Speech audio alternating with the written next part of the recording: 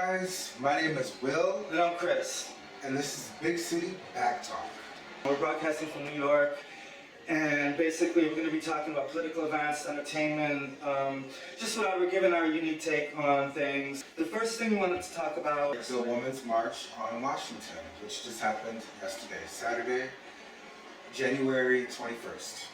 And, they called it the Women's March, and right off the bat, I have mixed feelings about that.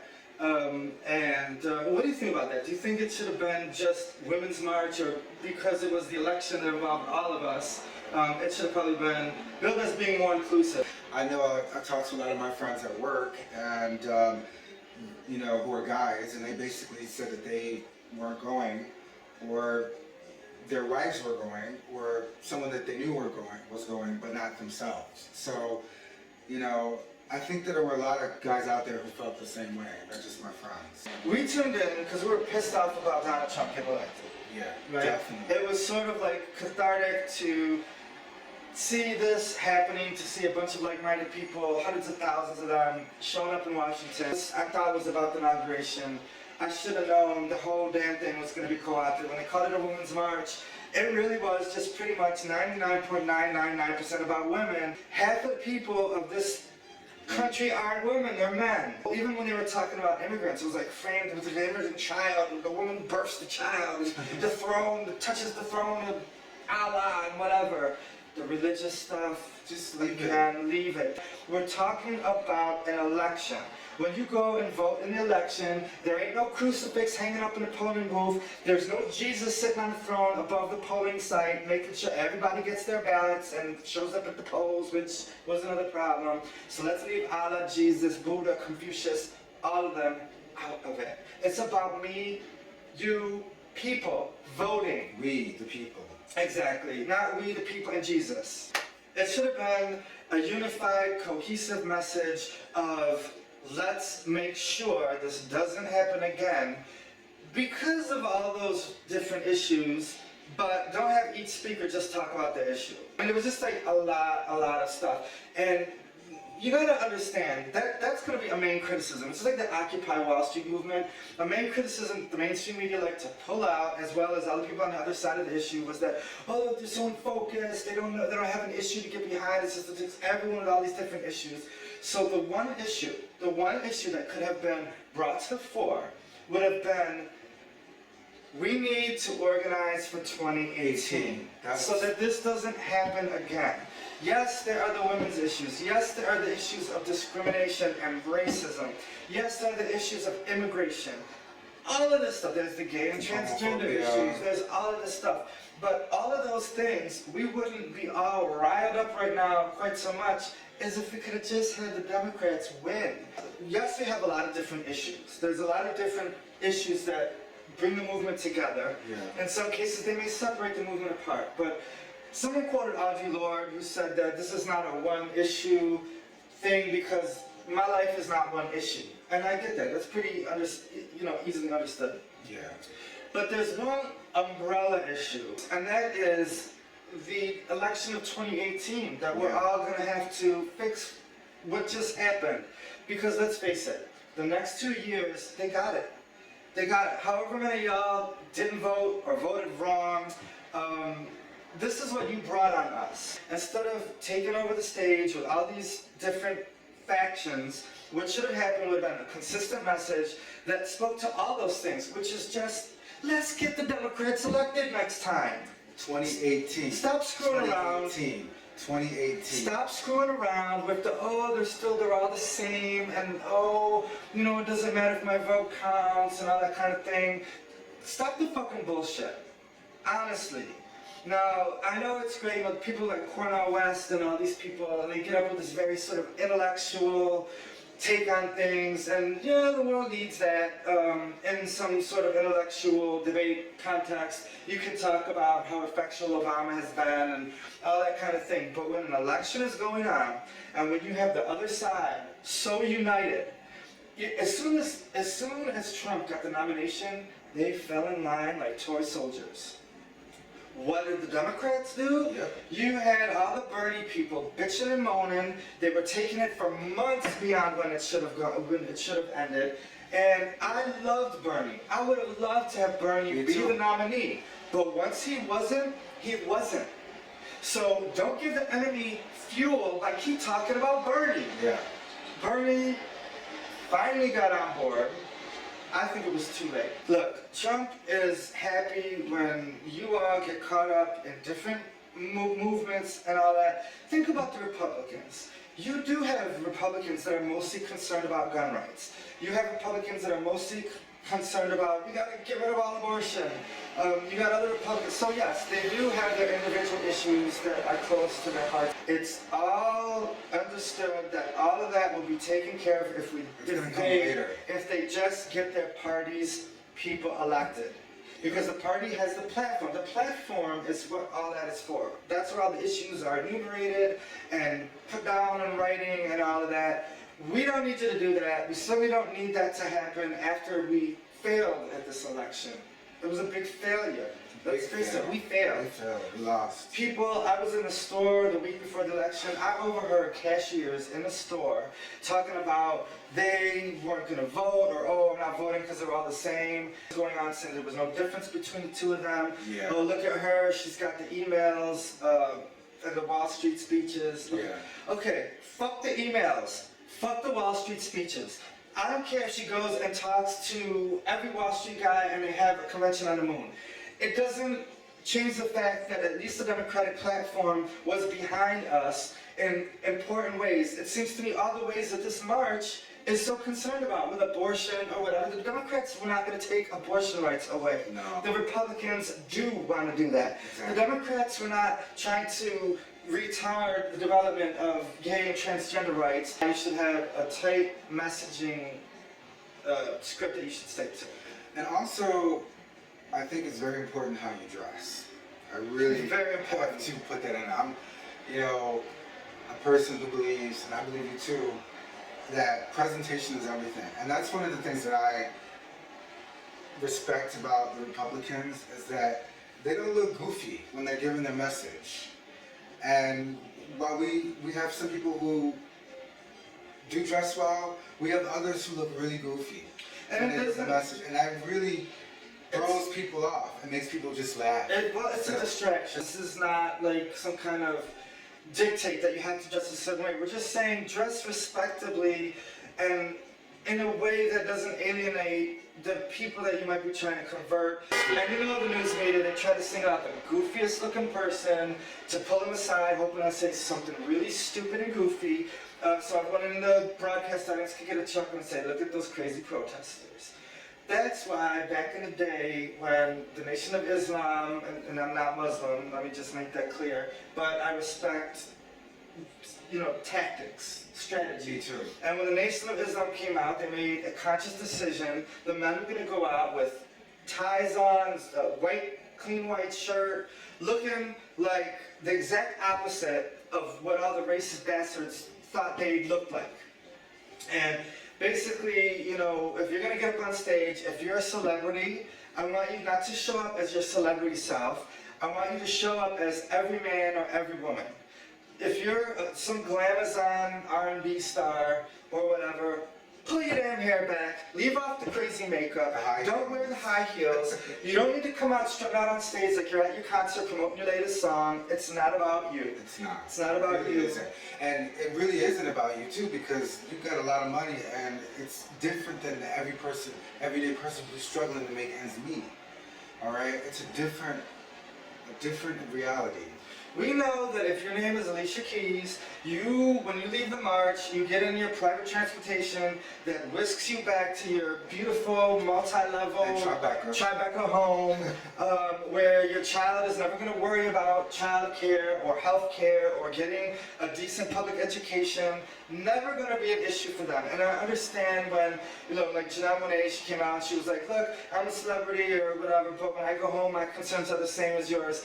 Actually, Ms. Monae, they're not.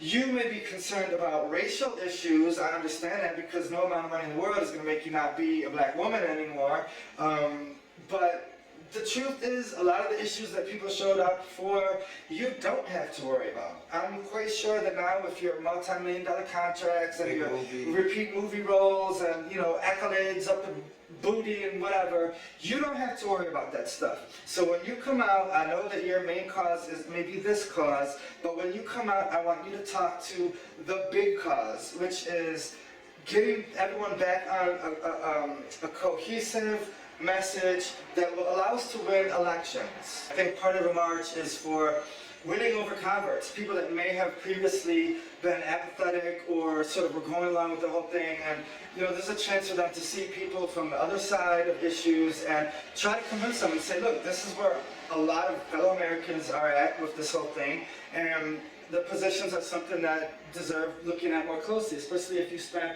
most of the election cycle on Facebook or Twitter and sort of reinforcing your own belief system instead of stepping out and really hearing other voices, and whatever side that was. Yeah, definitely. So, who are some of the speakers at the Women's March on Washington? America Ferrera, she was great. She was great. She basically was, I believe she was the first speaker. And rightfully so, being that her name is America. And she's been a vocal advocate, I should say, during the whole campaign. She was an avid supporter of Hillary. You saw her everywhere. And, you know, when I heard her speech, it spoke truth to what was going on. Like, I really, it got me, it pulled me in. You know, and to be fair, there were a lot of good speakers. We don't want to just single her out. Well, she was the first one. She was the first one. There were a lot of good ones. Yeah. I think I was most moved by the everyday people. I know it's great to have celebrities up there and yada yada yada. I know we're a celebrity-based culture and you get their names up there and it draws more attention. Fine, if that's what it has to be. I wish it wasn't. But that's the nature of society today. Now, the problem I had was not with someone like America Ferrera, who got up there, she stood at the podium, she was serious about it, she was speaking plain spoken English and not some kind of hippy-dippy poetry reading and all that stuff, which I'm just like, whatever. You never see Republicans getting up at an important rally and reciting poetry. Politics is supposed to be clear. Political speech should be concise, to the point. You're supposed to be trying to speak to people's actual sense of rationality and reason, and not to some out there Ethereal type, esoteric bullshit. Leave that for the poetry slam. At a political march, let's have some moving political speech. And I think we did get plenty of that good stuff. So, yeah, always. And there was a lot of that. The everyday people, there was a woman, and look, I'm not even going to pretend like I remember all these people's names. There was a woman, she brought a baby up there, she said she organized the march, and I thought that was really important to see her up there. She was holding a newborn child. She was speaking for regular people, she was speaking to regular people, and that resonated with me, you know. Yeah. And what about the family? The family, there was a family of undocumented immigrants who took the stage, and it was very touching. The parents remained silent, and they let the daughter did all the speaking. She was around maybe 11 or 12, and she was just so articulate. And English and Spanish. And it was just so simple, you know. I was touched. I thought it was very heartfelt and to the point. Just them standing there as a family said a lot and spoke a lot to me. Gloria Steinem was good.